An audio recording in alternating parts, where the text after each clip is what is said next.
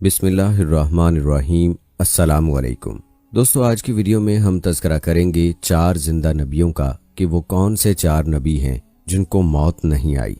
आया वो ज़मीन पर मौजूद हैं या आसमान पर जिंदा उठा लिए गए और उन्हें किन कौमों की तरफ मबूस किया गया। और दोस्तों, उन अनबिया की ज़िंदगियों का अहवाल भी आप दोस्तों को बताया जाएगा, लिहाजा वीडियो को स्किप मत कीजिएगा और आखिर तक साथ रहिएगा। करोड़ा साल पहले अल्लाह पाक ने इस कायनात को तख्लीक फरमाया और फिर हज़रत आदम अलैहिस्सलाम के ज़रिए इसमें इंसानी ज़िंदगी की बुनियाद रखी। इस तरह अल्लाह पाक ने इस रुए ज़मीन पर बेशुमार कौमों को आबाद किया और उन कौमों की तरफ अपने बेशुमार अनबिया कराम मबऊस फरमाए। हर एक कौम की तरफ अनबिया कराम उनके हिदायत के लिए तशरीफ़ लाते रहे, यहाँ तक कि ज़मीन पर कमोबेश 1,24,000 अनबिया कराम जलवा अफरोज़ हुए। फिर अल्लाह ताला ने अपने प्यारे हबीब हज़रत मोहम्मद सल्लल्लाहु अलैहि वसल्लम पर नबूवत का दरवाज़ा बंद कर दिया। अब क़यामत तक कोई भी नबी इस दुनिया में तशरीफ़ नहीं लाएगा, इसीलिए आप सल्लल्लाहु अलैहि वसल्लम ख़ातमुन नबिय्यीन कहलाए। इसी तरह शुमार अनबिया कराम अपने अपने वक्त में अपनी अपनी कौमों की तरफ आए और दुनिया से वापस चले गए। लेकिन 4 अनबिया कराम ऐसे हैं जो आज भी जिंदा हैं और लोगों की मदद कर रहे हैं और उनको राह हिदायत की तरफ बुलाते हैं। ये 4 अनबिया कराम कौन कौन से हैं और उन्हें अल्लाह ताला ने उन्हें किस वजह से ज़िंदा रखा है और उनके ज़िंदा रहने की कौन सी वजूहात हैं। दोस्तों, हदीस और मुख्तलिफ रिवायात की रोशनी में 4 ऐसे अनबिया का जिक्र मिलता है जिनको आज भी अल्लाह ताला ने ज़िंदा रखा हुआ है। और ये नबी कब तक ज़िंदा रहेंगे? पहले नबी के ज़िंदा होने का जिक्र कुरान से भी मिलता है, वो हज़रत ईसा अलैहिस्सलाम हैं। सैयदना ईसा इब्ने मरियम अलैहिस्सलाम अल्लाह रब्बुल इज़्ज़त के वो जलीलुल कदर नबी और रसूल हैं जो हज़ूर नबी अकरम सल्लल्लाहु अलैहि वसल्लम की बेसत मुबारका से पौने 600 साल कबल कौम बनी इसराइल की तरफ मबूस किए गए। जब यहूदियों ने उन्हें सलीब पर लटकाने और कत्ल करने का दरे पर्दा मंसूबा बनाया तो अल्लाह अज़्ज़ा वजल ने उनके मंसूबे और साजिश को इस तरह नाकाम बना दिया कि अपनी कुदरत कामिला से उन्हें ज़िंदा आसमान पर उठा लिया। अल्लाह ताला ने हज़रत ईसा अलैहिस्सलाम के सख्त दुश्मन और आपके मंसूबा कत्ल में शामिल एक यहूदी की सूरत को बदल कर हज़रत ईसा अलैहिस्सलाम की सूरत जैसा कर दिया। आपके दुश्मन यहूदियों ने आप अलैहिस्सलाम के शुबे में उसे पकड़ा और सूली पर चढ़ा दिया। इस तरह हज़रत ईसा अलैहिस्सलाम ना सिर्फ ये कि मसलूब होने से बच गए बल्कि बतौर मौजज़ा ज़िंदा आसमान पर उठा लिए गए। अहादीस में मौजूद हजूर नबी अकरम सल्लल्लाहु अलैहि वसल्लम की पेशीन गोइयों के मुताबिक कुर्बे क़यामत हज़रत ईसा अलैहिस्सलाम दोबारा इस हाल में ज़िंदा ज़मीन पर तशरीफ़ लाएंगे कि आपने अपने दोनों हाथ 2 फरिश्तों के बाजुओं पर रखे होंगे। नमाज फ़जर के वक्त दमिश्क की मशरक़ी जानिब जामे मस्जिद में आपका नज़ूल होगा। दजाल का कत्ल आपके हाथों होगा, आपकी शादी और औलाद होगी। बिलाखिर कुल्लु नफ्सिन ज़ाइक़तुल मौत के तहत आपका तिबई विसाल होगा और ताजदार कायनात हजूर नबी अकरम सल्लल्लाहु अलैहि वसल्लम के पहलू में गुंबद खजरा के अंदर आपको दफन किया जाएगा। उम्मत मुसलमा का इजमाई और मुत्तफ़िक़ अलैह अक़ीदा कुरान और हदीस के मुताबिक ये है कि हज़रत ईसा अलैहिस्सलाम की तिबई वफ़ात नहीं हुई और वो आसमान से ज़िंदा ज़मीन पर उतरेंगे। सूरह आल इमरान में अल्लाह पाक फरमाते हैं कि फिर जब ईसा अलैहिस्सलाम ने उनका कुफ्र महसूस किया तो उसने कहा, अल्लाह की तरफ कौन लोग मेरे मददगार हैं? तो उसके मुखलिस साथियों ने अर्ज़ किया, हम अल्लाह के दीन के मददगार हैं, हम अल्लाह पर ईमान लाए हैं और आप गवाह रहें कि हम यकीनन मुसलमान हैं। ऐ हमारे रब, हम इस किताब पर ईमान लाए जो तूने नाजिल फरमाई और हमने उस रसूल की इत्तबा की, सो हमें हक की गवाही देने वालों के साथ लिख ले। फिर यहूदी काफिरों ने ईसा अलैहिस्सलाम के कत्ल के लिए खुफिया साजिश की और अल्लाह ने ईसा अलैहिस्सलाम को बचाने के लिए मख्फी तदबीर फरमाई और अल्लाह सबसे बेहतर मख्फी तदबीर फरमाने वाला है। इस आयत की तफसीर में इमाम फ़खरुद्दीन राज़ी रहमतुल्लाह अलैह बयान करते हैं, बस यहूद का हज़रत ईसा अलैहिस्सलाम से मकर ये था कि उन्होंने उनको धोखे से कत्ल करने का इरादा किया और अल्लाह ताला ने उनके इस मकर की जो तदबीर फरमाई उसकी कई सूरतें हैं। एक ये कि अल्लाह ताला ने हज़रत ईसा अलैहिस्सलाम को आसमान पर उठा लिया और ये इस तरह हुआ कि यहूद के एक बादशाह ने हज़रत ईसा अलैहिस्सलाम के कत्ल का इरादा किया جبکہ حضرت جبرائیل علیہ السلام حضرت عیسیٰ علیہ السلام سے ایک لمحہ بھی جدا نہیں ہوتے تھے۔ اللہ تعالیٰ نے اس فرمان اور ہم نے پاکیزہ روح کے ذریعے اس کی مدد فرمائی کا یہی مطلب ہے۔ پس جب یہود نے حضرت عیسیٰ علیہ السلام کو قتل کرنے کا ارادہ کیا تو حضرت جبرائیل علیہ السلام نے ان کو ایک مکان میں داخل ہونے کا کہا۔ اس مکان میں ایک روشن دان تھا۔ جب وہ اس مکان میں داخل ہوئے تو حضرت جبرائیل علیہ السلام نے حضرت عیسیٰ علیہ السلام کو اس روشن دان سے نکال لیا اور آپ کی شبیہ ایک اور شخص پر ڈال دی۔ پس یہود نے اسے پکڑا اور اسے عیسیٰ علیہ السلام سمجھ کر صلیب پر لٹکا دیا۔ پس اس پر وہاں پر موجود لوگوں کے 3 گروہ بن گئے۔ ایک نے کہا کہ ہمارے درمیان معاذ اللہ خدا تھا، دوسرے نے کہا معاذ اللہ وہ خدا کا بیٹا تھا، تیسرے نے کہا وہ اللہ کے بندے اور رسول تھے۔ پس پہلے دونوں گروہ باطلہ تیسرے مومن گروہ پر غالب آ گئے، حتیٰ کہ اللہ تعالیٰ نے حضور نبی اکرم صلی اللہ علیہ وآلہ وسلم کو مبعوث فرمایا۔ مختصر یہود کے ساتھ اللہ کے مکر کا معنی یہ ہے کہ اللہ تعالیٰ نے حضرت عیسیٰ علیہ السلام کو آسمان پر اٹھا لیا اور یہود کو حضرت عیسیٰ علیہ السلام کے ساتھ دھوکہ دہی سے باز رکھا۔ جب حضرت عیسیٰ علیہ السلام نے نبوت کا اعلان کیا اور انہوں نے اپنے ارد گرد کے لوگوں کو جمع کیا اور ان کو جمع کر کے بتایا کہ میں اللہ کی طرف سے بھیجا ہوا نبی ہوں اور میں دعوت حق دینے کے لیے مبعوث ہوا ہوں، لیکن جس قوم کی طرف اللہ تعالیٰ نے حضرت عیسیٰ علیہ السلام کو مبعوث فرمایا وہ یہودی قوم تھی، اور ان کی کتابوں میں واضح لکھا تھا کہ اللہ تعالیٰ کا ایک نبی آئے گا جو یہودیوں کے دین کو ختم کر دے گا، اور اسی ڈر کی وجہ سے یہودیوں نے حضرت عیسیٰ علیہ السلام کو قتل کرنے کا منصوبہ بنا لیا کہ اگر حضرت عیسیٰ علیہ السلام زندہ رہے تو ہمارے دین کو ختم کر دیں گے۔ چنانچہ حضرت عیسیٰ علیہ السلام اللہ تعالیٰ کے حکم کے مطابق ان یہودیوں کو دین حق کی طرف بلاتے رہے اور دین حق دیتے رہے، لیکن وہ بدبخت قوم آپ پر ایمان نہ لائی اور آپ کو جھٹلاتی رہی اور آپ پر طعنہ کشی کرتی رہی۔ جب یقین ہو گیا کہ یہ لوگ میری کسی بات کا یقین نہیں کریں گے اور اسی جہالت پر رہیں گے، تو ایک دن حضرت عیسیٰ علیہ السلام نے سب یہودیوں کو اکٹھا کیا اور ان سب سے کہا، آپ لوگوں میں سے کون ہے جو اللہ تعالیٰ کے دین پر ایمان لاتا ہے؟ تو ان میں سے تقریباً 12 یا 19 لوگ ایسے تھے جنہوں نے اس بات کا اقرار کیا کہ ہم اللہ تعالیٰ کی وحدانیت پر ایمان لاتے ہیں اور ہم آپ کا دل قبول کرتے ہیں، آپ ہی ہماری بخشش کا ذریعہ بنیں گے۔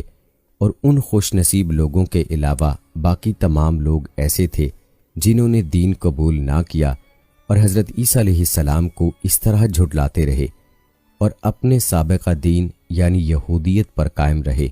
چنانچہ جب یہ لوگ حضرت عیسیٰ علیہ السلام پر ایمان لے آئے، یہودیوں نے دیکھا کہ لوگ اگر اسی طرح حضرت عیسیٰ علیہ السلام پر ایمان لاتے رہے تو ہمارا دین ختم ہو جائے گا، کیونکہ نہ حضرت عیسیٰ علیہ السلام کو دعوت حق دینے سے روکا جائے۔ اور اس طرح تمام یہودیوں نے آپس میں مشاورت کے بعد حضرت عیسیٰ علیہ السلام کو قتل کرنے کا منصوبہ بنا لیا۔ چنانچہ یہودیوں نے ایک دوتیانوس نامی شخص کو مقرر کیا۔ وہ شخص حضرت عیسیٰ علیہ السلام کو قتل کرنے کے لیے آیا۔ ادھر جب دوتیانوس حضرت عیسیٰ علیہ السلام کے پاس پہنچا اور اس ارادے سے جا رہا تھا کہ آپ کو آج قتل کر دوں گا، اللہ تعالیٰ نے اپنے فرشتے کو حکم دیا کہ جاؤ اور حضرت عیسیٰ علیہ السلام کو آسمان کی طرف اٹھا کر لے آؤ۔ وہ فرشتہ اللہ تعالیٰ کے حکم کی تعمیل کرتے ہوئے حضرت عیسیٰ علیہ السلام کے پاس گیا اور حضرت عیسیٰ علیہ السلام کو اپنے ساتھ آسمانوں کی جانب لے آیا۔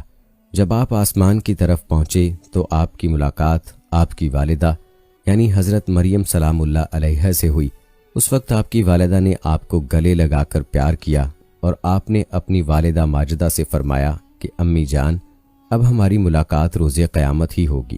اس طرح جب حضرت عیسیٰ علیہ السلام آسمانوں کی طرف اٹھائے گئے تو اس وقت آپ کی عمر 33 سال تھی اور ادھر یہودی باہر کھڑے ہو کر اس شخص کا انتظار کر رہے تھے جس شخص کو انہوں نے حضرت عیسیٰ علیہ السلام کو قتل کرنے کے لیے بھیجا تھا کہ نہ جانے کب دوتیانوس حضرت عیسیٰ علیہ السلام کو قتل کر کے باہر آئے گا۔ اس طرح جب کافی دیر ہو گئی تو وہ شخص واپس نہ آیا تو اس وقت تمام یہودی حضرت عیسیٰ علیہ السلام کے گھر کی طرف گئے کہ آخر دیکھیں تو صحیح ماجرا کیا ہے۔ انہوں نے ایک شخص کو پایا جس کا چہرہ حضرت عیسیٰ علیہ السلام جیسا تھا، تو انہوں نے اسے قتل کر دیا اور قتل کرنے کے بعد انہوں نے دیکھا کہ چہرہ تو حضرت عیسیٰ علیہ السلام جیسا تھا، لیکن یہ ہمارا بھیجا ہوا وہی شخص تھا جس کو ہم نے حضرت عیسیٰ علیہ السلام کے قتل کے لیے بھیجا تھا۔ یہ ماجرا دیکھ کر تمام یہودی پریشان ہو گئے اور دو گروہوں میں تقسیم ہو گئے، اور تمام یہودی آپس میں لڑنے لگے، اور اس لڑائی میں بہت سے یہودیوں کا قتل عام ہوا، جس طرح اللہ تعالیٰ نے سورہ نساء میں فرمایا ہے، اور ان کے اس کہنے کی وجہ سے ہم نے اللہ تعالیٰ کے رسول حضرت عیسیٰ علیہ السلام کو قتل کر دیا، حالانکہ انہوں نے ان کو قتل نہیں کیا اور نہ ہی انہیں سولی پر چڑھایا، مگر ان کے لیے کسی کو حضرت عیسیٰ علیہ السلام کا ہم شکل بنا دیا۔ اور بے شک جو لوگ ان کے بارے میں اختلاف کر رہے ہیں وہ شک میں ہیں، اور ان کے پاس کچھ بھی علم نہیں ہے، مگر یہ لوگ گمان کی پیروی کر رہے ہیں، بلکہ حضرت عیسیٰ علیہ السلام کو اللہ تعالیٰ نے آسمان کی جانب اٹھا لیا، یقیناً وہ قتل نہیں ہوئے۔ اللہ تعالیٰ نے حضرت عیسیٰ علیہ السلام کو اپنی حکمت کے ذریعے آسمان کی جانب اٹھا لیا، اور اللہ تعالیٰ بے شک غالب حکمت والا ہے۔ حدیث نبوی میں ہے کہ نبی کریم صلی اللہ علیہ وآلہ وسلم نے ارشاد فرمایا کہ حضرت عیسیٰ علیہ السلام قیامت سے پہلے زمین پر تشریف فرمائیں گے اور سنت نبوی کے مطابق زندگی گزاریں گے، اور حضرت عیسیٰ علیہ السلام ہی صلیب توڑیں گے اور دجال کا جڑ سے خاتمہ کریں گے، اور حضرت عیسیٰ علیہ السلام اس دنیا میں 7 برس تک رہیں گے، اللہ تعالیٰ کے دین کو عام فرمائیں گے، آپ کو مدینہ کی سرزمین میں گنبد خضرا میں دفن کیا جائے گا۔ اور جو لوگ یہ عقیدہ رکھتے ہیں کہ حضرت عیسیٰ علیہ السلام معاذ اللہ قتل ہو گئے یا سولی پر لٹکائے گئے تو وہ دائرہ اسلام سے خارج ہیں اور وہ کفر کر رہے ہیں۔ آپ علیہ السلام کو مسیح اسی لیے کہا جاتا ہے کہ آپ علیہ السلام زمین میں چلنے یعنی سیاحت کرنے والے تھے۔ مسیح کہلانے کی ایک اور وجہ یہ بھی ہے کہ وہ مسیح یعنی ہاتھ پھیر کر کسی چیز کا برا اثر دور کر دیا کرتے تھے۔ عبرانی میں آپ علیہ السلام کا نام یشو یا یسوع تھا۔ حضرت عیسیٰ علیہ السلام کے بارے میں قرآن مجید میں تاریخی شواہد ملتے ہیں جن میں ان کی زندگی کا تذکرہ ہی نہیں بلکہ بنیادی مباحث بھی بیان فرمائے گئے ہیں۔ حضرت مسیح علیہ السلام بن مریم کی معجزاتی بعثت قوم بنی اسرائیل کی اصلاح کے لیے تھی جو مادیت پرستی میں انتہا کو پہنچ چکی تھی۔ حضرت مریم علیہ السلام ایک پاک دامن نیک اور کنواری خاتون تھیں جن کو ان کی والدہ نے اللہ کی نظر کر دیا تھا۔ وہ عبادت گاہ کے ایک حجرے میں دن بھر عبادت میں مشغول رہتی اور رات اپنے خالہ کے ہاں بسر کرتی تھیں۔ ایک دن ایک اجنبی شخص کو اپنے قریب پا کر بے حد خوفزدہ ہو گئیں اور اس سے اللہ کی پناہ مانگی۔ نوجوان نے بتایا کہ ڈرنے کی ضرورت نہیں، میں اللہ کی طرف سے بھیجا گیا فرشتہ ہوں اور آپ کو ایک پاکیزہ مبارک و مسعود بیٹے کی ولادت کی خوشخبری دینے کے لیے آیا ہوں۔ آپ کا بیٹا دنیا والوں کے لیے ایک بڑی رحمت کا سبب بنے گا۔ وہ بیٹے کی ولادت کی خبر سن کر اور بھی زیادہ گھبرا گئیں۔ بیت المقدس سے تقریباً 8 میل باہر ایک ویران مقام پر حضرت عیسیٰ علیہ السلام کی ولادت ہوئی۔ اللہ تعالیٰ نے اس ویران کو زرخیزی میں تبدیل کر دیا، وہاں اپنی نعمتوں کی بارش کر دی، وہاں پانی کی نہریں جاری کر دیں اور خشک درختوں پر ان کے استعمال کے لیے طرح طرح کے پھل لگا دیے۔ بی بی مریم علیہ السلام یہ جاننے کے باوجود کہ بچے کی پیدائش معجزہ ہے، بشری حیثیت سے سخت پریشان تھی کہ لوگوں کے سامنے بچے کو لے کر کیسے جاؤں گی اور ان کے استفسار پر کیا جواب دے کر ان کو مطمئن کروں گی۔ فرشتے نے ان کو سکھایا کہ آپ کلام نہ کریں، چپ کا روزہ رکھ لیں اور پوچھنے والوں کو اشارے سے کہیں کہ نومولود سے پوچھ لو کہ تمہارا باپ کون ہے۔ ایسا کرنے پر لوگ اور بھی سیخ پا ہو گئے کہ بھلا نومولود گہوارے سے کلام کیسے کر سکتا ہے۔ بی بی مریم علیہ السلام کے خاندانی وقار کا حوالہ دے کر جب ان کو لان تان کی گئی تو اللہ تعالیٰ کے حکم سے ماں کی گود سے بچے نے اعلان کیا، انی عبداللہ، میں اللہ کا بندہ ہوں۔ ان کے دل کفر سے سیاہ ہو چکے تھے، اس لیے انہوں نے پھر بھی یقین نہ کیا اور الزام تراشیوں کا سلسلہ جاری رکھا۔ مسیح علیہ السلام نے ایک طرف اپنی ماں کی پاک دامنی ثابت کر دی اور دوسری طرف یہ اعلان حق بھی ادا کر دیا کہ جس نبی کی آمد کا بنی اسرائیل کی الہامی کتب میں ذکر چلا آ رہا ہے وہ بھی میں ہی ہوں۔ یہودیوں نے بجائے حضرت عیسیٰ علیہ السلام کی سچائی اور نبوت پر ایمان لانے کے دونوں ماں بیٹے کے خلاف اپنی مخالفانہ سرگرمیاں تیز کر دیں۔ گو کہ گہوارے میں ہی کلام کا معجزہ ظاہر کرتا ہے کہ ابتدا ہی میں وہ غیر معمولی حیثیت کے مالک تھے، اس لیے ان کے پیغام حق کو بلا چون چراغ قبول کر لینا چاہیے تھا، مگر وہ نہ مانی اور انکار کیا۔ مسیح علیہ السلام عقیدے کے مطابق اس وقت کے حکمران ہیروڈ کو نجومیوں نے بتایا کہ ایک بچہ ایسا پیدا ہونے والا ہے جو تیری حکومت کے زوال کا سبب بنے گا۔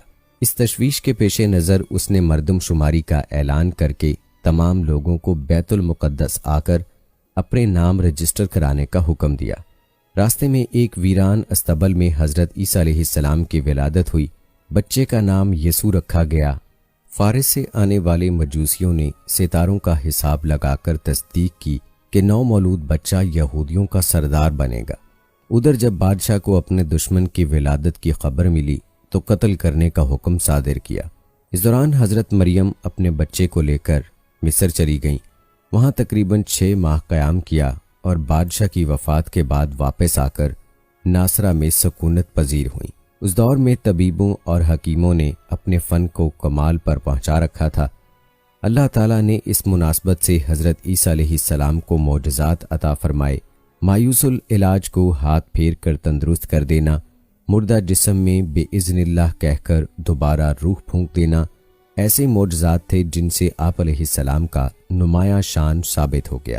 انہوں نے معجزات کو جادو قرار دیا اور دعوت حق کو ماننے سے انکار کر دیا، حالانکہ نئے دین کی بجائے حضرت موسیٰ علیہ السلام کے دین کی تکمیل ان کا مشن تھا۔ حضرت عیسیٰ علیہ السلام کی تعلیمات کا محور بھی توحید رسالت، عقیدے کی درستگی اور اعمال صالح پر تھا، جو اسلام تعلیمات سے بے حد ہم آہنگ ہے۔ سور کا گوشت کھانا، کسی عورت کو نظر بد سے دیکھنا، عورتوں اور مردوں کا اختلاط اور شراب کے استعمال سے منع فرمایا گیا۔ حضرت آدم علیہ السلام سے لے کر نبی پاک صلی اللہ علیہ وآلہ وسلم تک تمام انبیاء اور رسل کی تعلیمات میں یکسانیت پائی جاتی ہے، جن میں حضرت عیسیٰ علیہ السلام کی تعلیمات بھی شامل ہیں، لیکن بعد کے ادوار میں ان کی اصل تعلیمات کو پس پشت ڈال کر اپنی پسند کی بہت سی تعلیمات کو شامل کر لیا گیا ہے۔ دوستو، اب بات کرتے ہیں دوسرے نبی جنہیں اللہ تعالیٰ نے زندگی عطا کی ہے۔ وہ حضرت خضر علیہ السلام ہیں۔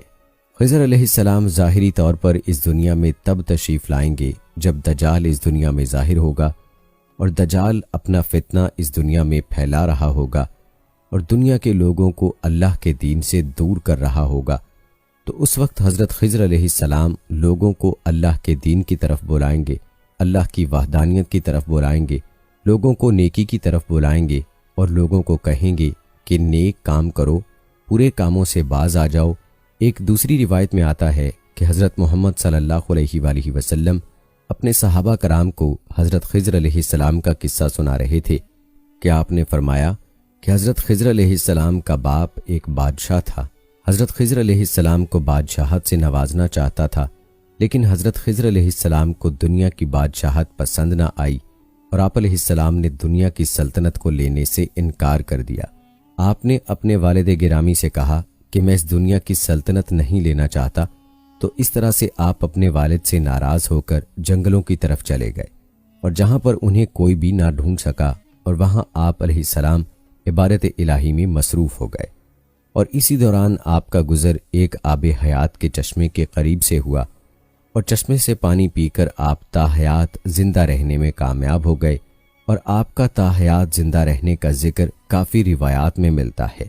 حضرت انس رضی اللہ تعالیٰ عنہ نے ایک روایت نقل کی ہے کہ جب اللہ تعالیٰ کے پیارے نبی حضرت محمد صلی اللہ علیہ وآلہ وسلم کا ظاہری انتقال ہوا تو ایک بزرگ سارے مجمع سے ہوتا ہوا حضور انور حضرت محمد صلی اللہ علیہ وآلہ وسلم کے جسم عطر کے پاس آ کر رک گیا، اور اس شخص نے کچھ پڑھا اور پھر واپس چل دیا۔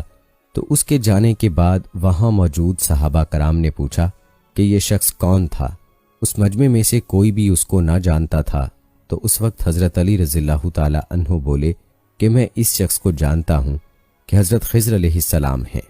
حضرت خضر علیہ السلام اللہ تعالیٰ کے حکم سے مصیبت زدہ لوگوں کی رہنمائی کرتے ہیں، اور حضرت خضر علیہ السلام لوگوں کی اصلاح کر کے ان کو اللہ تعالیٰ کے حکم کے مطابق زندگی بسر کرنے کا حکم دیتے ہیں، اور آپ بہت ہی نیک اور خدا ترس انسان ہیں، اور بعض روایات کے اندر یہ بھی آتا ہے کہ حضرت خضر علیہ السلام کا ذکر حضرت ذوالقرنین کے ساتھ ہوتا ہے۔ حضرت عباس سے مروی ہے کہ حضرت خضر حضرت آدم علیہ السلام کے سلبی بیٹے تھے، ان کی عمر کو دراز کر دیا گیا یہاں تک کہ وہ دجال کی تکذیب کریں گے۔ حضرت خضر علیہ السلام کی کنیت ابو العباس اور نام بلیہ اور ان کے والد کا نام ملکان ہے۔ بلیہ سریانی زبان کا لفظ ہے، عربی زبان میں اس کا ترجمہ احمد ہے۔ خضر ان کا لقب ہے اور اس لفظ کو 3 طرح سے پڑھ سکتے ہیں، خضر، خضر، خضر۔ خضر کے معنی سبز چیز کے ہیں۔ یہ جہاں بیٹھتے تھے وہاں آپ کی برکت سے ہری ہری گھاس اگ جاتی تھی، اس لیے لوگ ان کو خضر کہنے لگے۔ یہ بہت ہی عالی خاندان ہیں اور ان کے آباء و اجداد بادشاہ تھے۔ بعض عارفین نے فرمایا ہے کہ جو مسلمان ان کا اور ان کے والد کا نام اور ان کی کنیت یاد رکھے گا، انشاءاللہ تعالی اس کا خاتمہ ایمان پر ہوگا۔ حضرت خضر علیہ السلام حضور خاتم النبیین صلی اللہ علیہ وآلہ وسلم کی زیارت سے مشرف ہوئے ہیں، اس لیے یہ صحابی بھی ہیں۔ حضرت خضر علیہ السلام کی حیات کے بارے میں ایک روایت یہ بھی ملتی ہے کہ حضرت آدم نے فوت ہوتے وقت اپنے بیٹوں کو وصیت فرمائی تھی کہ میرا جسم تمہارے پاس ایک غار میں محفوظ رہنا چاہیے، جب تم غار سے نکلو تو میری نعش کو شام لے جانا اور وہیں مجھے سپرد خاک کر دینا۔ اس روایت کے آخر میں آدم علیہ السلام نے دعا کی تھی، جو مجھے دفن کرے اس کی عمر قیامت تک دراز ہو۔ آدم علیہ السلام کا جسد اطہر پڑا رہا حتیٰ کہ حضرت خضر علیہ السلام نے انہیں دفن کیا۔ اللہ تعالیٰ نے آدم علیہ السلام کی دعا کو شرف قبولیت بخشتے ہوئے خضر علیہ السلام کی عمر دراز فرما دی۔ حضرت انس رضی اللہ تعالیٰ عنہ سے مروی ہے کہ رسول اللہ صلی اللہ علیہ وآلہ وسلم نے فرمایا، خضر سمندر میں اور یسا خشمی میں رہتے ہیں۔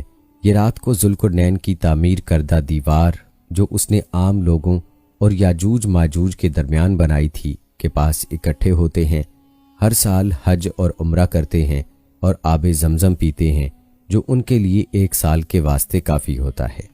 حضرت سیدنا الیاس علیہ السلام کی درازی عمر کے متعلق حضرت علامہ ابو عبداللہ محمد بن احمد انصاری رحمۃ اللہ علیہ تفسیر قرطبی میں لکھتے ہیں، بعض نے فرمایا کہ حضرت الیاس علیہ السلام بیمار ہوئے اور آپ نے موت کو محسوس کیا تو رونے لگے۔ اللہ تعالیٰ نے آپ علیہ السلام کی طرف وحی فرمائی کہ آپ کیوں رو رہے ہیں؟ کیا دنیا کی حرص میں رو رہے ہیں یا موت کے غم میں یا دوزخ کے خوف سے؟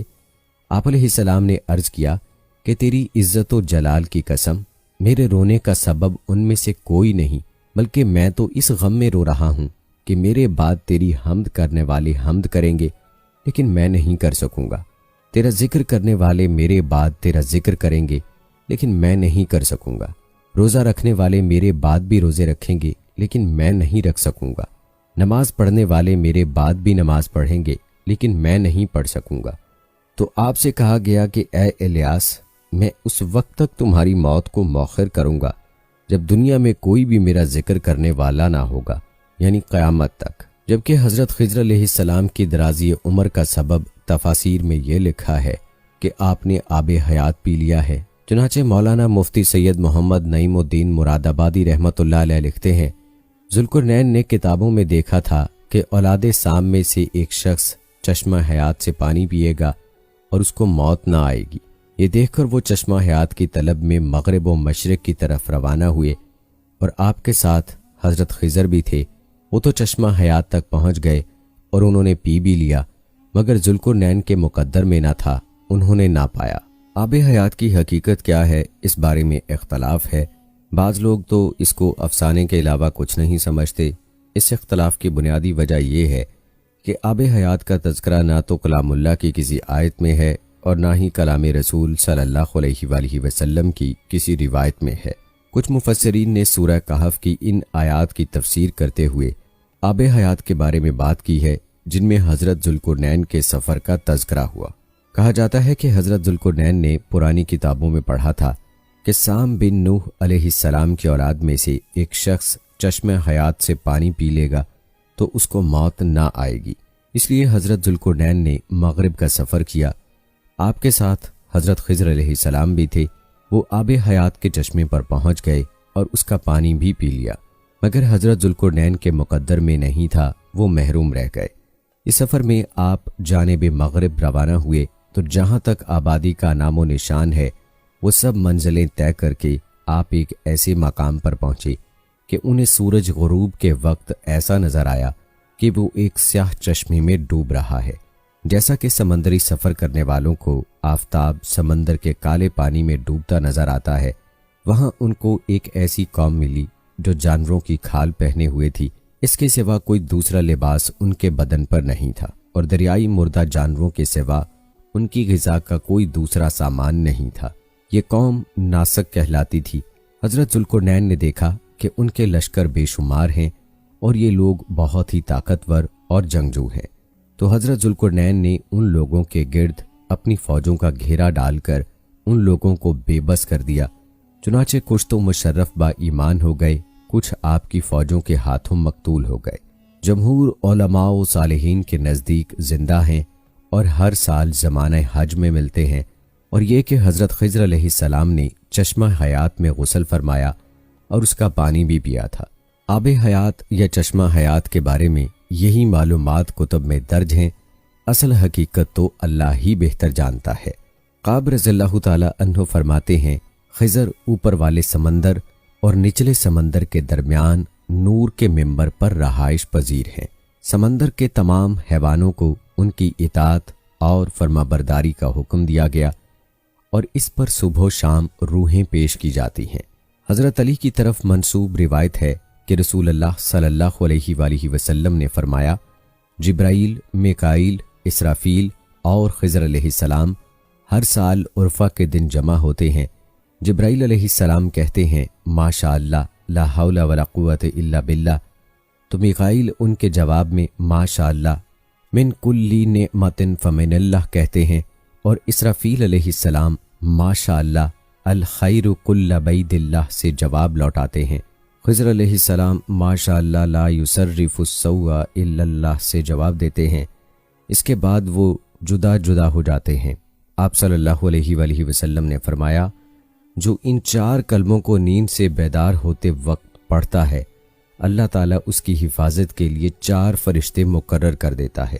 حضرت عبداللہ بن عباس رضی اللہ تعالی عنہ سے مروی ہے کہ حضرت خضر علیہ السلام اور حضرت الیاس علیہ السلام ہر سال ملاقات کرتے ہیں اور اس کلمہ یعنی بسم اللہ ماشاء اللہ لا حول ولا قوت الا باللہ پر جدا ہو جاتے ہیں۔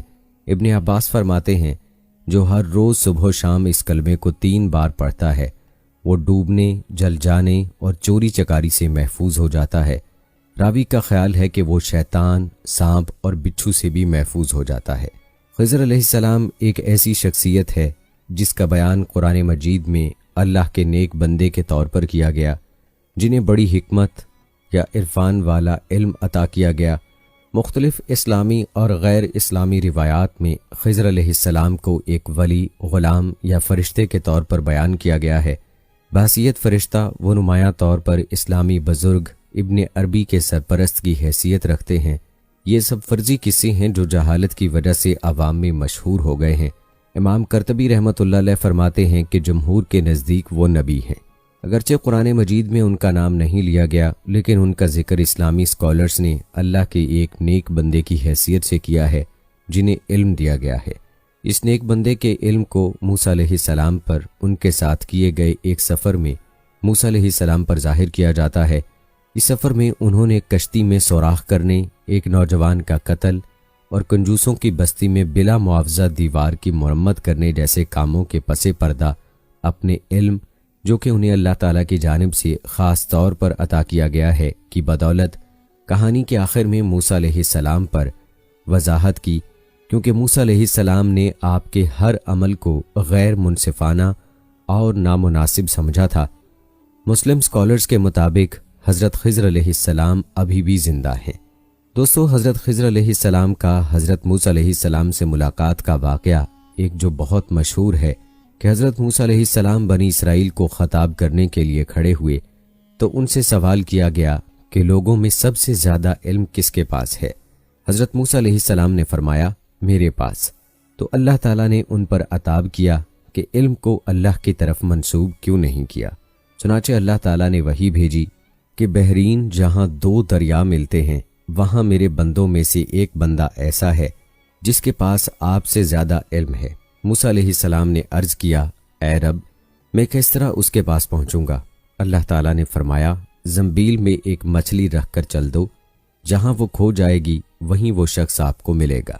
پھر موسیٰ علیہ السلام نے اپنے ساتھ اپنے خادم یوشع بن نون کو لیا اور زنبیل میں مچھلی رکھ کر چل دیے، یہاں تک کہ ایک ٹیلے کے پاس پہنچے تو موسیٰ علیہ السلام اور ان کے خادم دونوں لیٹ گئے اور سو گئے۔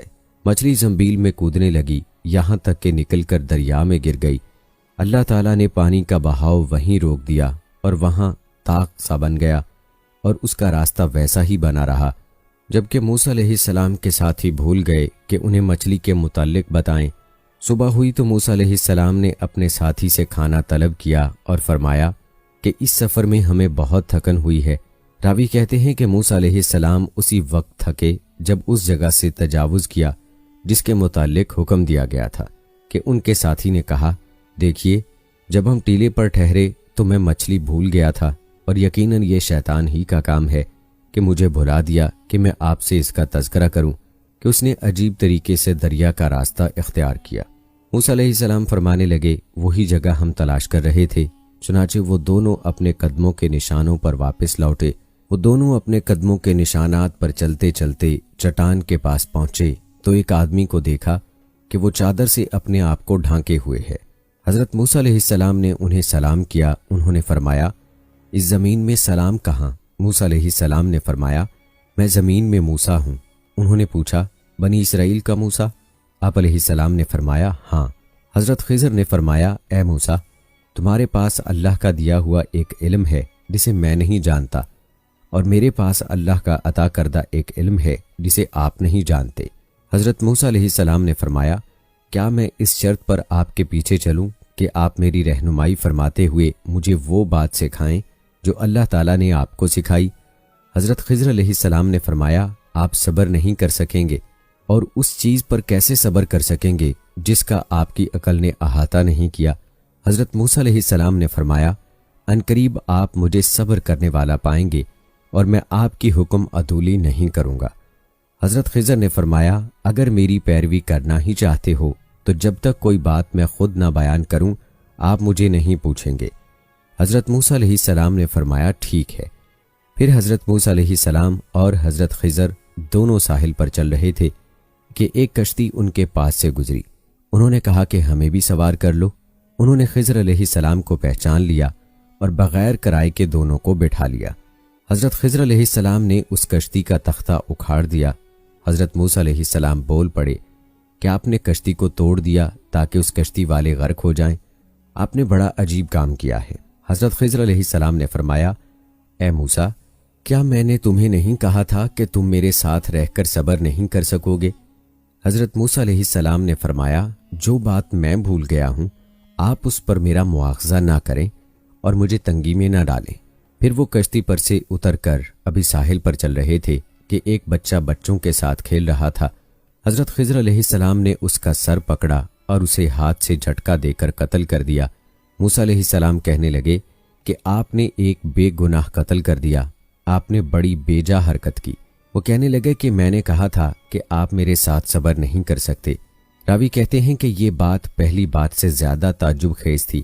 موسیٰ علیہ السلام کہنے لگے کہ اگر اس کے بعد بھی میں آپ سے کسی چیز کے بارے میں سوال کروں تو آپ مجھے ساتھ نہ رکھیے گا۔ آپ میری طرف سے عذر کو پہنچ چکے ہیں۔ پھر وہ دونوں چلے یہاں تک کہ ایک بستی کے پاس سے گزرے اور ان سے کھانے کے لیے کچھ مانگا تو انہوں نے ان کی مہمانی کرنے سے انکار کر دیا۔ اتنے میں وہاں انہیں ایک دیوار ملی جو گرنے کے قریب تھی، تو حضرت خضر علیہ السلام نے اس دیوار کو سیدھا کھڑا کر دیا۔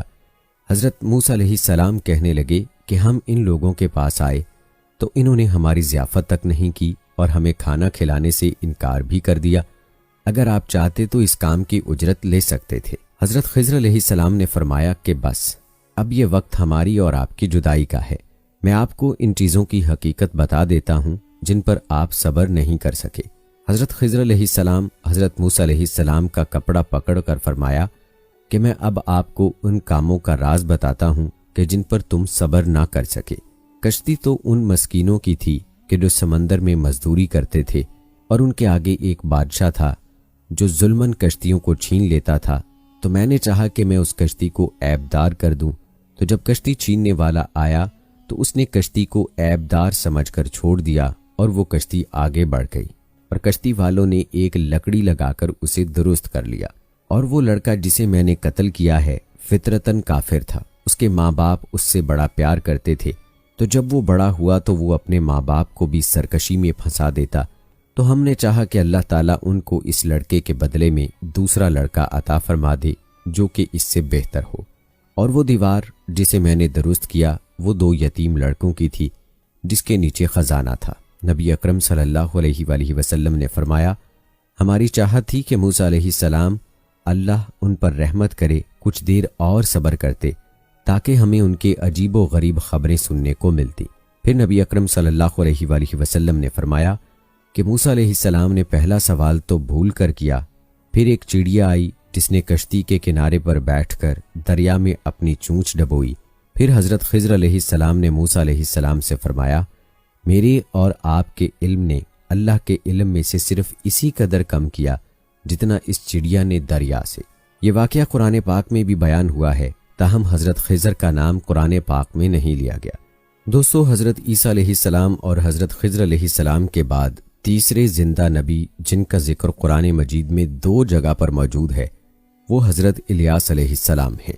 جس طرح کے تفاسیر میں بیان کیا گیا ہے کہ حضرت الیاس علیہ السلام کو ایک نورانی گھوڑے پر بٹھا کر آسمانوں کی طرف لے جایا گیا، اس بات کا تذکرہ حضرت انس رضی اللہ تعالی عنہ ایک روایت میں کرتے ہیں اور فرماتے ہیں کہ میں اور حضرت محمد صلی اللہ علیہ وآلہ وسلم ایک پہاڑ سے گزر رہے تھے اور وہاں سے گزرتے ایک آواز سنائی دی کہ اللہ تعالیٰ مجھے بھی حضرت محمد صلی اللہ علیہ وآلہ وسلم کا امتی بنا دے۔ یہ آواز سنتے ہی اللہ تعالیٰ کے نبی نے مجھے حکم دیا کہ اے انس، اس آواز کا پتہ لگاؤ یہ کون ہے۔ تو حضرت انس رضی اللہ تعالیٰ عنہ بیان کرتے ہیں کہ میں جب پہاڑ کے اندر گیا تو میں نے دیکھا ایک سفید پوش بزرگ اللہ تعالیٰ کی عبادت میں مشغول تھا، اور جب اس شخص نے مجھے دیکھا تو کہا، اے بندے، تو محمد صلی اللہ علیہ وآلہ وسلم کا صحابی ہے؟ تو حضرت انس رضی اللہ تعالیٰ عنہ نے کہا، جی ہاں۔ تو اس بزرگ نے کہا کہ میرا سلام حضرت محمد صلی اللہ علیہ وآلہ وسلم کو پہنچا دو، اور حضرت محمد صلی اللہ علیہ وآلہ وسلم کی بارگاہ میں عرض کرنا کہ حضرت الیاس علیہ السلام آپ سے ملنا چاہتے ہیں، اور میں واپس آپ صلی اللہ علیہ وآلہ وسلم کے پاس آیا۔ حضور صلی اللہ علیہ وآلہ وسلم کی بارگاہ میں حضرت الیاس علیہ السلام کا پیغام پیش کیا، سلام پیش کیا، تو آپ صلی اللہ علیہ وآلہ وسلم نے مجھے اپنے ساتھ لیا اور حضرت الیاس علیہ السلام سے ملنے کے لیے چل پڑے۔ جب آپ حضرت الیاس علیہ السلام کے پاس پہنچے تو میں ان سے کچھ دور کھڑا ہو گیا، تو آپ صلی اللہ علیہ وآلہ وسلم اور حضرت الیاس علیہ السلام کافی دیر تک آپس میں باتیں کرتے رہے۔ تو اس دوران ان پر آسمان کی طرف سے کھانا نازل ہوا، تو اس وقت حضرت محمد صلی اللہ علیہ وآلہ وسلم نے مجھے بھی اپنے پاس بلا لیا، اور اس طرح ہم کھانا کھایا۔ کھانا ختم ہوا تو میں نے دیکھا کہ ایک سفید پرندہ آسمان سے نیچے کی طرف آ رہا ہے، اور وہ پرندہ حضرت الیاس علیہ السلام کے پاس آ گیا۔ حضرت الیاس علیہ السلام اس پرندے پر سوار ہوئے اور آسمان کی جانب چلے گئے۔ بعض علماء کرام نے لکھا ہے کہ حضرت خضر علیہ السلام اور حضرت الیاس علیہ السلام ہر رمضان میں بیت المقدس میں تشریف لاتے ہیں اور وہاں پر روزے رکھتے ہیں، اور حج کے موقع پر حج بھی ادا کرتے ہیں، اور یہ دونوں نبی مختلف مقامات پر مصیبت زدہ انسانوں کی مدد کرتے ہیں۔ قرآن مجید نے ان کا نام الیاس بتایا ہے، اور انجیل یوحنا میں ان کو ایلیاہ نبی کہا گیا ہے۔ بعض آثار میں ہے کہ الیاس اور ادریس ایک نبی کے 2 نام ہیں، مگر یہ صحیح نہیں ہے۔ اول تو ان آثار کے متعلق محدثین کو کلام ہے اور وہ ان کو ناقابل حجت قرار دیتے ہیں۔ دوسرے، قرآن مجید کا انداز بیان بھی ان آثار کی تردید کرتا ہے، اس لیے کہ اس نے انعام اور وصافات میں حضرت الیاس علیہ السلام کے جو اوصاف و حالات قلم بند کیے ہیں ان میں کسی ایک جگہ بھی یہ ارشاد نہیں ملتا کہ ان کو ادریس بھی کہتے ہیں، اور سورہ انبیاء میں ادریس علیہ السلام کا جس آیت میں تذکرہ ہے اس میں بھی کوئی ایسا اشارہ نہیں پایا جاتا کہ جس سے ان دونوں کے اوصاف و حالات کی مشابہت پر بھی استدلال کیا جا سکے۔ چہ جائے کہ ان حالات کو صرف ایک ہی شخصیت سے متعلق سمجھ لیا جائے۔ اس کے علاوہ مورخین نے حضرت ادریس علیہ السلام کا جو نسب نامہ بیان کیا ہے وہ اس نسب نامے سے قطعاً جدا ہے جو حضرت الیاس علیہ السلام سے متعلق ہے، اور اس لحاظ سے دونوں کے درمیان صدیوں کے بعد ہو جاتا ہے۔ پس اگر یہ دونوں نام ایک ہی پیغمبر کے ہوتے تو قرآن مجید ضرور اس جانب اشارہ کرتا، اور مورخین ضرور ہر دو نسب ناموں کی وحدت کسی دلیل سے بیان کر سکتے۔ اس لیے صحیح یہ ہے کہ حضرت ادریس حضرت نوح اور حضرت ابراہیم علیہ السلام کے درمیانی دور کے پیغمبر ہیں، اور حضرت الیاس علیہ السلام اسرائیلی نبی ہیں اور حضرت موسیٰ علیہ السلام کے بعد مبعوث ہوئے ہیں۔ چنانچہ طبری کہتے ہیں کہ یہ حضرت یسوع علیہ السلام کے چچا زاد بھائی تھے، اور یہ کہ ان کی بعثت حزقیل علیہ السلام نبی کے بعد ہوئی۔ بیشتر مورخین کا اس پر اتفاق ہے کہ حضرت الیاس علیہ السلام حضرت ہارون علیہ السلام کی نسل سے ہیں، اور ان کا نسب نامہ یہ ہے: الیاس بن یاسین بن فقاس بن یائزر بن ہارون، یا الیاس بن آزر بن یازر بن ہارون علیہ السلام۔ قرآن مجید میں حضرت الیاس علیہ السلام کا ذکر دو جگہ آیا ہے، سورہ انعام میں اور سورہ صافات میں۔ سورہ انعام میں تو ان کو صرف انبیاء علیہ السلام کی فہرست میں شمار کیا ہے، اور سورہ صافات میں بعثت اور قوم کی ہدایت سے متعلق حالات کو مختصر طور پر بیان کیا ہے۔ سورہ انعام کی آیت 85 میں زکریا علیہ السلام، یحییٰ علیہ السلام اور عیسیٰ علیہ السلام کے ساتھ آپ کا نام آیا ہے، اور قرآن نے چاروں کو صالح کہا ہے۔ سورہ صافات کی آیت نمبر 123 میں آپ کو رسولوں میں شمار کیا گیا ہے۔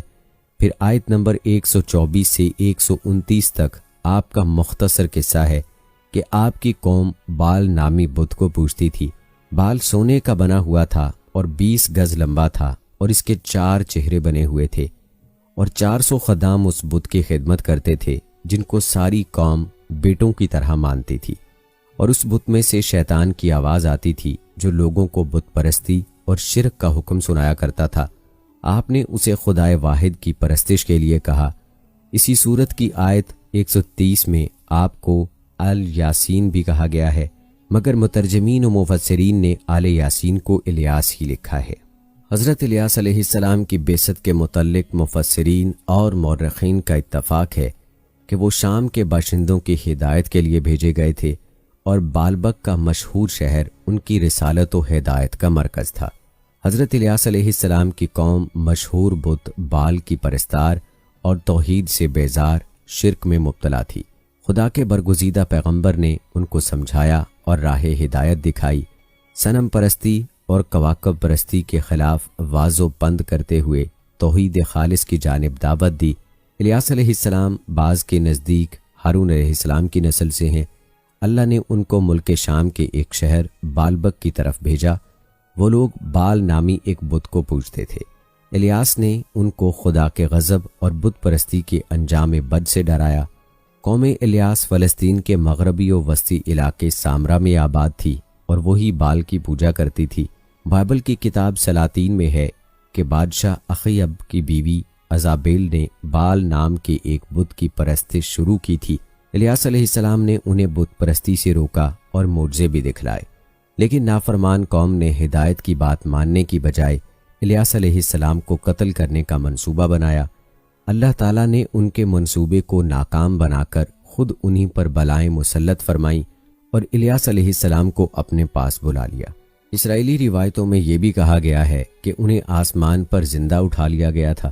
حضرت الیاس علیہ السلام اور ان کی قوم کا واقعہ اگرچہ قرآن میں بہت مختصر مذکور ہے، تاہم اس سے یہ سبق حاصل ہوتا ہے کہ یہود بنی اسرائیل کی ذہنیت اس درجے مسخ تھی، دنیا کی کوئی برائی ایسی نہیں تھی جس کے کرنے پر یہ حریص نہ ہوں، اور کوئی خوبی ایسی نہ تھی جس کی یہ دلدادہ ہوں، اور انبیاء اور رسل کے ایک طویل اور پہم سلسلے کے باوجود بت پرستی، عناصر پرستی، کواکب پرستی، غرض غیر اللہ کی پرستش کا کوئی شعبہ ایسا نہ تھا جس کے یہ پرستار نہ بنے ہوں۔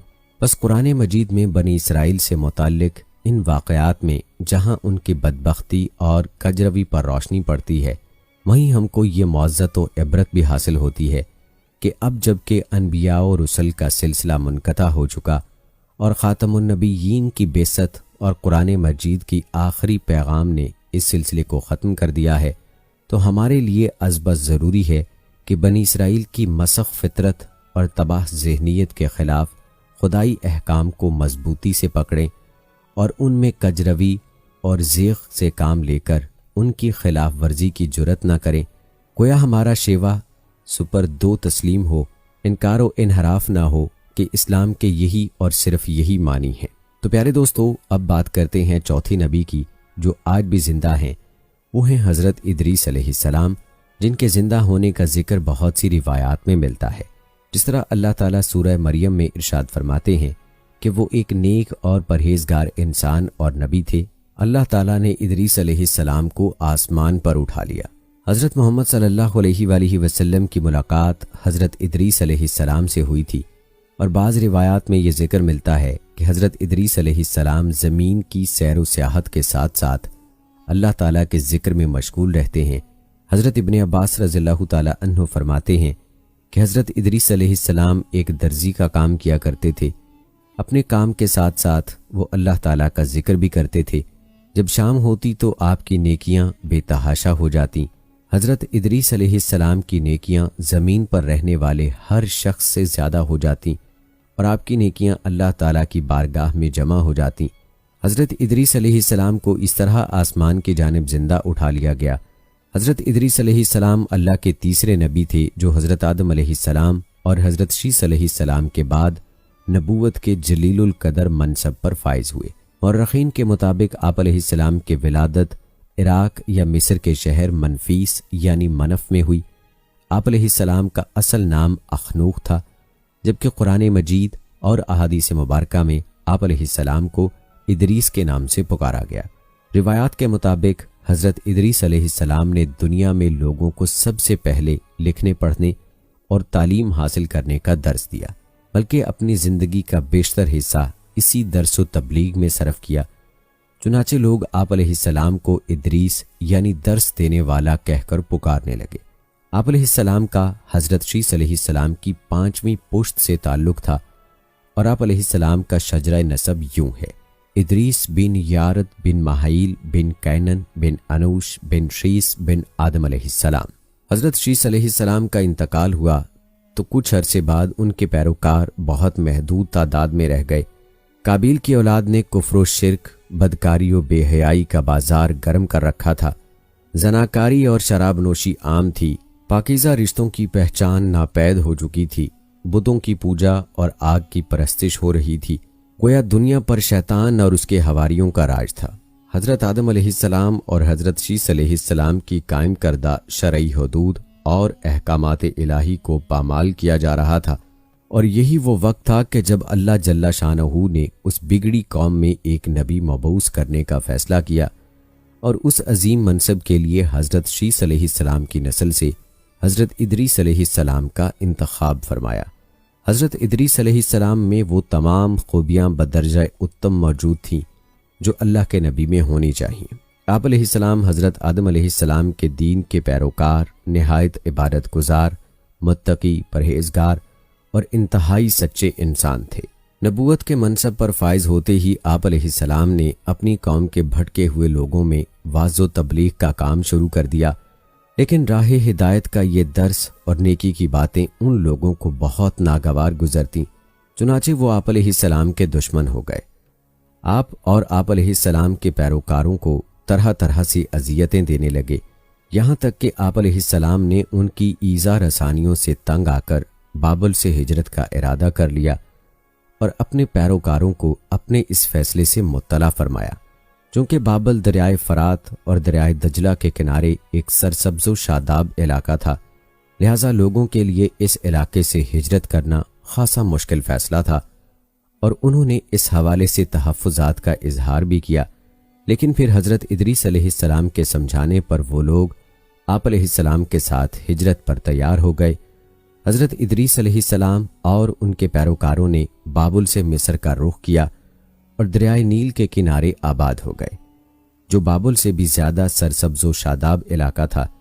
حضرت ادریس علیہ السلام نے یہاں کے لوگوں میں درس و تبلیغ کے کام کو جاری رکھا۔ آپ علیہ السلام اس وقت لوگوں میں رائج تمام زبانوں سے واقف تھے، اور عوام کو انہی کی زبان میں درس دیتے تھے۔ قرآن پاک میں ذکر آپ علیہ السلام کا 2 مرتبہ آیا ہے۔ سورہ مریم کی آیت نمبر 56 میں اللہ تعالیٰ فرماتے ہیں، اور اس کتاب میں ادریس کا ذکر بھی کیجیے، بے شک وہ بڑے سچے نبی تھے اور ہم نے ان کو بلند رتبے تک پہنچایا۔ پھر سورہ انبیاء کی آیت نمبر 85 میں اللہ تعالیٰ نے فرمایا، اور اسماعیل اور ادریس اور ذوالکفل کا تذکرہ کیجیے، یہ سب احکام الہیہ پر ثابت قدم رہنے والے لوگوں میں سے تھے۔ قرآن مجید کی معروف و مستند تفسیر معرف القرآن کے مطابق حضرت ادریس علیہ السلام حضرت نوح علیہ السلام سے 1000 سال پہلے پیدا ہوئے۔ اللہ تعالیٰ نے آپ علیہ السلام کو نبوت کے مرتبے پر سرفراز فرمایا اور آپ علیہ السلام پر 30 صحیفے نازل فرمائے۔ حضرت ادریس علیہ السلام وہ پہلے انسان ہیں جنہیں علم نجوم اور حساب بطور معجزہ عطا کیے گئے۔ نیز سب سے پہلے انہوں نے ہی قلم سے لکھنا اور کپڑا سینا ایجاد کیا۔ ان سے پہلے لوگ عموماً جانوروں کی کھال لباس کے طور پر استعمال کیا کرتے تھے۔ پھر یہ کہ سب سے پہلے ناپ تول کے طریقے بھی آپ علیہ السلام ہی نے متعارف کروائے اور اسلحہ بھی آپ علیہ السلام کی ایجاد ہے۔ آپ علیہ السلام نے اسلحہ تیار کر کے بنو قابیل سے جہاد کیا۔ علامہ ابن اسحاق کا کہنا ہے کہ دنیا کا سب سے پہلا شخص جس نے قلم سے لکھا حضرت ادریس علیہ السلام ہیں۔ معاویہ بن حکم سلمہ رضی اللہ تعالی عنہ سے مروی ہے کہ انہوں نے حضور صلی اللہ علیہ وآلہ وسلم سے رمل کے بارے میں سوال کیا۔ یہ ایک ایسا علم ہے جس میں ریت پر مخصوص لکیریں کھینچ کر کچھ معلوم کیا جاتا ہے۔ تو رسول اللہ صلی اللہ علیہ وآلہ وسلم نے فرمایا، ایک پیغمبر تھے جنہوں نے یہ لکھا، لہٰذا جس شخص کا خط ان کے موافق ہو جائے تو اچھا ہے۔ علماء تفسیر فرماتے ہیں کہ پہلا شخص جس نے تبلیغ دین کے لیے واعظ و خطاب کا سلسلہ شروع کیا وہ حضرت ادریس علیہ السلام تھے۔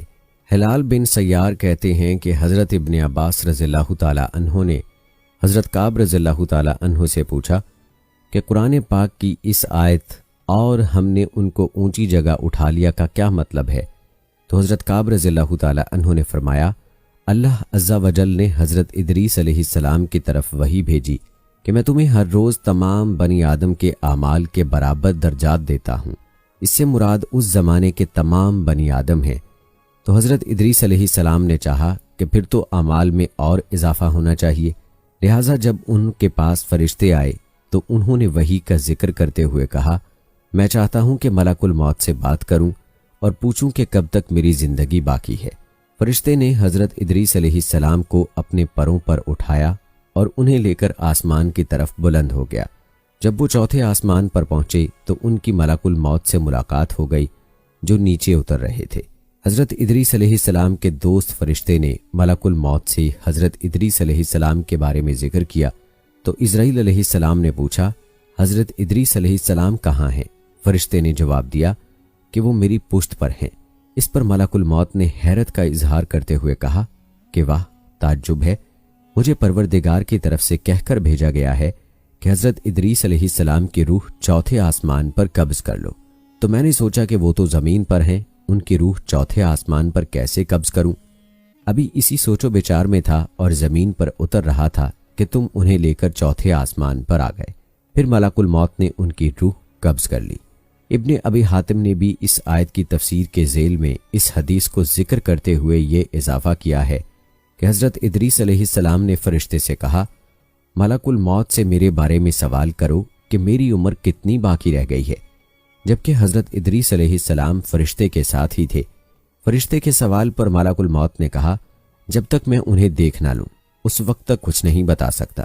پھر ملک الموت نے حضرت ادریس علیہ السلام کو دیکھ لیا تو فرشتے سے کہا، آپ مجھ سے ایسے شخص کے بارے میں سوال کر رہے ہیں جن کی زندگی پلک چھپکنے سے زیادہ نہیں رہی۔ پھر فرشتے نے پر کے نیچے حضرت ادریس علیہ السلام کو دیکھا تو ان کی وفات ہو چکی تھی۔ روضۃ الاصفیاء کے مصنف تحریر کرتے ہیں کہ حضرت ادریس علیہ السلام کثرت سے اللہ تعالیٰ کی حمد و ثنا اور عبادت میں مصروف رہتے تھے اور فرشتوں میں نہایت محبت اور عقیدت و احترام کی نظروں سے دیکھے جاتے تھے۔ فرشتے ان کے پاس آتے اور ان کی صحبت میں بیٹھا کرتے تھے۔ چنانچہ ایک مرتبہ حضرت اسرائیل علیہ السلام بھی اللہ تعالیٰ سے اجازت لے کر آئے اور انسانی شکل میں بہت دیر تک ان کی صحبت میں حاضر رہے۔ حضرت ادریس علیہ السلام کو جب معلوم ہوا کہ یہ کوئی انسان نہیں بلکہ حضرت اسرائیل علیہ السلام ہیں اور روح قبض کرنے کی خدمت پر مامور ہیں، تو آپ علیہ السلام نے ان سے فرمایا کہ میرا دل چاہتا ہے کہ تم مجھے موت کا ذائقہ چکھاؤ۔ اس پر حضرت اسرائیل علیہ السلام نے اللہ تعالیٰ کی اجازت سے ان کی روح نکالی اور پھر واپس کر دی۔ اس کے بعد حضرت ادریس علیہ السلام نے ان سے فرمایا میرا دل چاہتا ہے کہ میں جنت اور دوزخ دیکھوں۔ چنانچہ حضرت اسرائیل علیہ السلام نے اللہ تعالیٰ سے اجازت لے کر انہیں دوزخ دکھائی۔ وہ دوزخ دیکھ کر جنت میں آئے اور بہت دیر تک وہاں کے مناظر دیکھتے رہے۔ آخر حضرت اسرائیل علیہ السلام نے عرض کیا کہ اب واپس تشریف لے چلیے، مگر حضرت ادریس علیہ السلام نے جواب میں کہا کہ جب تک جنت و دوزخ کو پیدا کرنے والا مجھے یہاں سے جانے کا حکم نہیں دے گا اس وقت تک یہاں سے نہیں جاؤں گا۔ چنانچہ اللہ تعالیٰ نے ایک فرشتے کو مقرر فرمایا کہ وہ ان کے درمیان فیصلہ کر دے۔ حضرت اسرائیل علیہ السلام نے اس فرشتے کو پوری صورتحال بتائی۔ پھر حضرت ادریس علیہ السلام نے فرمایا میں قانون خداوندی کے مطابق موت کا ذائقہ چکھ چکا ہوں اور اب جنت میں آ گیا ہوں، چونکہ اللہ تعالیٰ نے فرمایا ہے ہم تم کو اس سے نہیں نکالیں گے، لہٰذا میں یہاں سے نہیں جانا چاہتا۔ حضرت کعب احبار رضی اللہ تعالیٰ عنہ کی روایت ہے کہ فرشتے نے اللہ تعالیٰ کے حکم سے فیصلہ کیا کہ اچھا آپ علیہ السلام چھٹے آسمان پر رہیے اور فرشتوں کے ساتھ عبادت کیجیے۔ چنانچہ حضرت ادریس علیہ السلام چھٹے آسمان پر فرشتوں کے ساتھ عبادت میں مشغول رہتے ہیں، واللہ عالم۔ اس سلسلے میں متفق علیہ حدیث یہ ہے کہ حضرت ادریس علیہ السلام چوتھے آسمان پر ہیں۔ مجاہد رحمۃ اللہ علیہ اور دیگر بہت سے علماء کرام کا یہی قول ہے۔ حضرت ظاہری رحمۃ اللہ علیہ نے بھی حضرت انس رضی اللہ تعالیٰ عنہ سے مروی معراج کی حدیث نقل کی ہے کہ جب نبی کریم صلی اللہ علیہ وآلہ وسلم معراج کی رات چوتھے آسمان پر پہنچے تو وہاں آپ صلی اللہ علیہ وآلہ وسلم کی ملاقات حضرت ادریس علیہ السلام سے ہوئی، جنہوں نے حضور صلی اللہ علیہ وآلہ وسلم کو دیکھ کر فرمایا مرحبا صالح بھائی اور صالح نبی۔ حضرت ادریس علیہ السلام کی زندگی میں دو چیزیں بہت نمایاں ہیں، ایک وعظ و تبلیغ اور دوسری آل کابیل کے ساتھ جہاد۔ چونکہ انہیں وعظ و تبلیغ میں ملکہ حاصل تھا، چنانچہ ان کی پہلی کوشش یہی رہی کہ وعظ و نصیحت سے آل کابیل راہ راست پر آ جائے اور دنیا برائیوں سے پاک ہو کر ایک اللہ کی عبادت کرنے لگے۔ لیکن شیطان نے ان لوگوں کو پوری طرح اپنی گرفت میں لے لیا تھا۔ جب آپ علیہ السلام ان سے اللہ کی وحدانیت کی بات کرتے، ایک اللہ کی عبادت کی نصیحت کرتے، برائیوں کو چھوڑنے کی تلقین کرتے، تو یہ باتیں ان لوگوں کو بڑی ناگوار گزرتیں اور آگ بگولا ہو کر انہیں اذیتیں دیتے، تمسخر اڑاتے، پتھر مارتے۔ دراصل ایک طویل عرصے تک شیطان کے زیر اثر رہ کر یہ لوگ شرک و کفر اور برائیوں کی دلدل میں گردن تک دھنس چکے تھے۔ دنیا واضح طور پر دو گروہوں میں تقسیم ہو چکی تھی، ایک شیطان کے پیروکار اور دوسرے اللہ رب العزت کے کائنات کے ماننے والے۔ حضرت ادریس علیہ السلام اس صورتحال پر بڑے دل گرفتہ اور پریشان رہا کرتے تھے۔ آپ علیہ السلام نے لاکھ کوشش کی کہ کسی طرح تبلیغ کے ذریعے ان لوگوں کو راہ راست پر لایا جا سکے، لیکن جب کوئی صورت نظر نہ آئی تو انہوں نے اللہ تعالیٰ کے حکم سے ان لوگوں کے خلاف جہاد کا فیصلہ کیا۔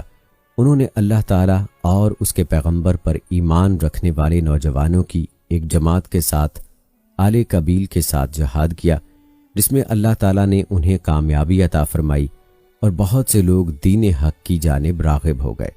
یاد رہے کہ 4 پیغمبر ابھی تک زندہ ہیں، 2 آسمان میں، حضرت ادریس علیہ السلام اور حضرت عیسیٰ علیہ السلام، اور 2 زمین پر، حضرت خضر علیہ السلام اور حضرت الیاس علیہ السلام۔ حضرت خضر علیہ السلام سمندر پر اور حضرت الیاس علیہ السلام خشکی پر منتظم ہیں۔ جب قیامت قریب آئے گی تو اس وقت وفات پائیں گے، اور بعض بزرگوں کی ان سے ملاقات بھی ہوئی ہے۔ اعلیٰ حضرت امام احمد رضا خان رحمۃ اللہ علیہ لکھتے ہیں سیدنا الیاس علیہ السلام نبی مرسل ہیں اور سیدنا خضر علیہ السلام بھی جمہور کے نزدیک نبی ہیں، اور ان کو خاص طور سے علم غیب عطا ہوا ہے۔ یہ دونوں حضرات ان 4 انبیاء میں ہیں جن کی وفات ابھی واقع ہی نہیں ہوئی۔ 2 آسمان پر زندہ اٹھا لیے گئے، سیدنا ادریس و سیدنا عیسیٰ علیہ السلام، اور یہ دونوں زمین پر تشریف فرما ہیں۔ دریا سیدنا خضر علیہ السلام کے متعلق ہے اور خشکی سیدنا الیاس علیہ السلام کے۔ دونوں صاحبان حج کے ہر سال تشریف لاتے ہیں، بعد حج آب زمزم شریف پیتے ہیں کہ وہی سال بھر تک ان کے کھانے پینے کو کفایت کرتا ہے۔ تو یہ تھے وہ 4 انبیاء جنہیں زندہ آسمان کی طرف اٹھا لیا گیا۔ ہم یہ امید کرتے ہیں کہ آپ کو ہماری آج کی یہ ویڈیو ضرور پسند آئی ہوگی۔ اگر آپ کو ہماری آج کی یہ ویڈیو پسند آئی ہے تو آپ سے گزارش ہے کہ آپ ہمارے چینل کو ضرور سبسکرائب کر لیں اور ساتھ ہی لگے بیل کے بٹن کو بھی پریس کر لیں تاکہ آپ کے پاس ہماری آنے والی مزید معلوماتی ویڈیوز کا نوٹیفیکیشن بر وقت ملتا رہے۔ ملتے ہیں اگلی ویڈیو میں، مجھے اجازت دیں، اللہ حافظ۔